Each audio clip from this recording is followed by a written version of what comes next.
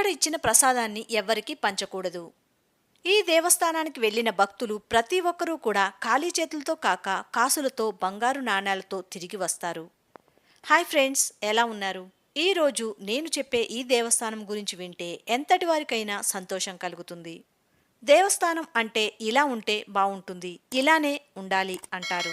సహజంగా మనం దేవాలయాలకు ఎందుకు వెళ్తాం? ఏదైనా మొక్కుకోవడానికి, లేదు అంటే ప్రశాంతత కోసం, ఇంకా అంటే అక్కడ పెట్టే ప్రసాదానికి ఒక ప్రత్యేకత ఉంటుంది. దానికోసం మనం వెళ్తూ ఉంటాం. మనం కొన్ని దేవాలయాలకు వెళ్ళి వచ్చిన తరువాత నలుగురికి ప్రసాదం పంచటం అనేది అలవాటు. తిరుపతి ప్రసాదమనో లేదా అన్నవరం ప్రసాదం అనో ఇలా. కానీ ఈ దేవాలయంలో ఇచ్చే ప్రసాదం అయితే ఎక్కడా పంచకూడదు, కేవలం పూజా మందిరంలోనే దాచుకోవాలి. మనం ఏ దేవాలయానికి వెళ్ళినా కానుకలను హుండీలో వేస్తాం. కానీ ఇక్కడ విచిత్రం ఏమిటి అంటే భక్తులు కానుకలు వెయ్యకూడదు. పైగా దేవస్థానం వారే భక్తులకు కానుకలు ఇస్తారు.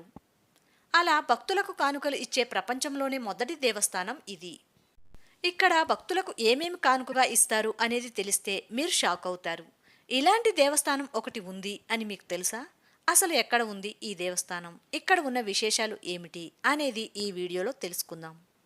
ఈ దేవాలయం మన భారతదేశంలోనే ఉంది అనడం మనకు గర్వకారణం. ఈ దేవస్థానంలో ఎక్కడ చూసినా కానుకల సముద్రమే కనిపిస్తుంది. ప్రతిరోజు ఈ దేవస్థానాన్ని 10 నుండి 20,000 మంది భక్తులు దర్శించుకుంటారు. ఈ దేవస్థానం భారతదేశంలోని 22వ శ్రీమంత దేవస్థానం. ఈ దేవస్థానం ప్రసిద్ధి అయిందే భక్తులకు కానుకలు ఇచ్చే దేవస్థానంగా. ఇక్కడ కులమతాలకు అతీతంగా ముస్లింలు కూడా వచ్చి పూజలు చేస్తూ ఉంటారు. ఇక్కడ అమ్మవారికి డబ్బు, బంగారం, వెండి, వజ్రవైడూర్యాలు నైవేద్యాలుగా పెడతారు భక్తులు.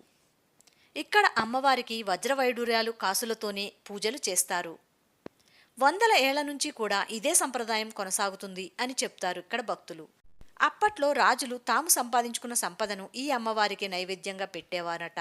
అలా బంగారం, వెండి, డబ్బులు, వజ్రాలు పెట్టడం వలన వారికి తమ సంపద రెట్టింపు అయ్యేదట. అందుకే అప్పటినుంచి అక్కడ ప్రజలు కూడా అమ్మవారికి వెండి, బంగారం, డబ్బు, వజ్రవైడూర్యాలు ఇలా విలువైనవి ఎవరికి తోచినంత వారు నైవేద్యంగా సమర్పించటం ఆచారంగా మారిందిక్కడ. తమ సంపదను రెట్టింపు చేసి తమ కోరికలను తీర్చే అమ్మవారిగా ఇక్కడ అమ్మవారికి పేరు.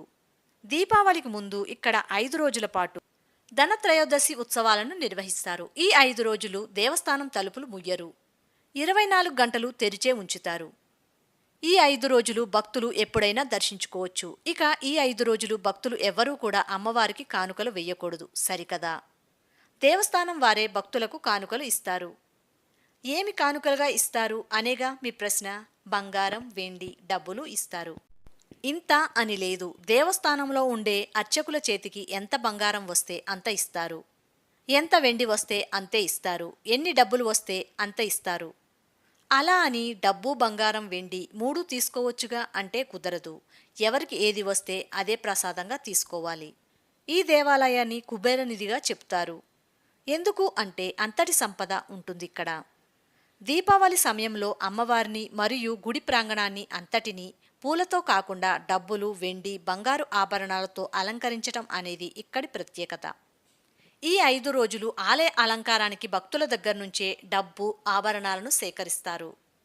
అలా తీసుకున్న వారి పేర్లను, వారు ఇచ్చిన ఆభరణాలను, ఎంత ఇచ్చారు అనేది క్లియర్గా రాసి టోకెన్ ఇస్తారు. ఆ పండుగ అయిపోయిన తరువాత వచ్చి టోకెన్ చూపించి వారు ఇచ్చినవి వాళ్ళు తీసుకుని వెళ్ళవచ్చు. ఆ పండుగ అయిపోయిన తరువాత ఎవరికి వారివి తిరిగి ఇచ్చేస్తారు. ఈ దేవస్థానానికి కానుకల రూపంలో పెద్ద మొత్తంలోనే, అంటే సంవత్సరానికి 100 కోట్ల కానుకల రూపంలోనే వస్తాయి. భక్తుల నుండి వచ్చే కానుకలను భక్తులకే పంచే దేవాలయం ఇది ఒక్కటే. ఇలా కానుకలు ఇవ్వడం అనే ఆచారం ఇక్కడ సుమారు 2000 సంవత్సరాల ముందు నుంచి కూడా ఉందట. ఇప్పటికీ కొనసాగుతుంది. దీపావళికి ఈ దేవస్థానానికి వచ్చిన భక్తులు ఏ ఒక్కరూ కూడా ఖాళీ చేతులతో తిరిగి వెళ్లడం అనేది జరగదు. ఖచ్చితంగా కానుకలను తీసుకునే వెళ్తారు. చిన్న పిల్లల దగ్గర నుంచి పెద్దవాళ్ల వరకు కూడా కానుకలు తీసుకునే వెళ్తారు. అదే ఈ దేవాలయం యొక్క ప్రత్యేకత మరియు గొప్పతనం. ఇంతకీ ఇక్కడ ఉండే అమ్మవారు ఎవరో చెప్పలేదు కదూ. ఆ వైభవం చూస్తే తెలియడం లేదా? మహాలక్ష్మి అమ్మవారు అని. అవునండి, ఇక్కడ ఉండేది మహాలక్ష్మి అమ్మవారే. ఇక్కడ అమ్మవారిని ప్రతిష్ఠించి సుమారుగా 2000 సంవత్సరాలు అవుతుందని చెప్తున్నారు. ఈ మహాలక్ష్మి అమ్మవారిని ఇక్కడ ప్రతిష్ఠించింది, ఈ దేవాలయాన్ని కట్టించింది రాణి మహిమాదేవి. ఈమె ఆ సమయంలో మధ్యప్రదేశ్ను పరిపాలిస్తుంది. అంటే ఇప్పుడు అర్థమైందా ఈ దేవాలయం ఎక్కడ ఉందో? అదే మధ్యప్రదేశ్లో.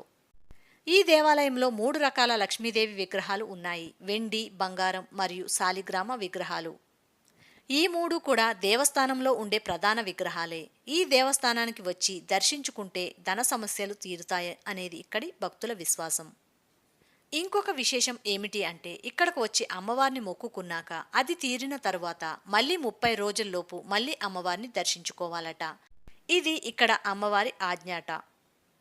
ఇక మరో ముఖ్యమైన విషయం ఏమిటి అంటే ఇక్కడ ప్రసాదంగా ఇచ్చే కానుకలను ఎవ్వరికీ ఇవ్వకూడదు, ఖర్చు చేయకూడదు. ఇక బంగారం, వెండి లాంటివి అయితే అమ్మకూడదు.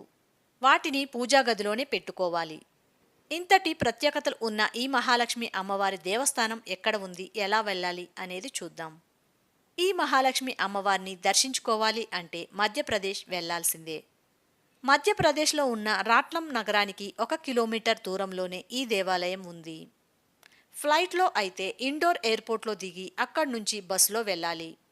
బస్ స్టాండ్ దగ్గర నుండి లోకల్ వెహికల్స్లో దేవస్థానానికి వెళ్ళవచ్చు. ఇక ట్రైన్ అయితే ఉజ్జయిని స్టేషన్లో దిగాలి. అక్కడి నుంచి బస్ లేదా ప్రైవేట్ వెహికల్స్లో ఈ దేవాలయానికి వెళ్ళవచ్చు. నెక్స్ట్ వీడియోతో మళ్ళీ కలుద్దాం. Until that take care, by by. Thank you for watching. Please like, share and subscribe.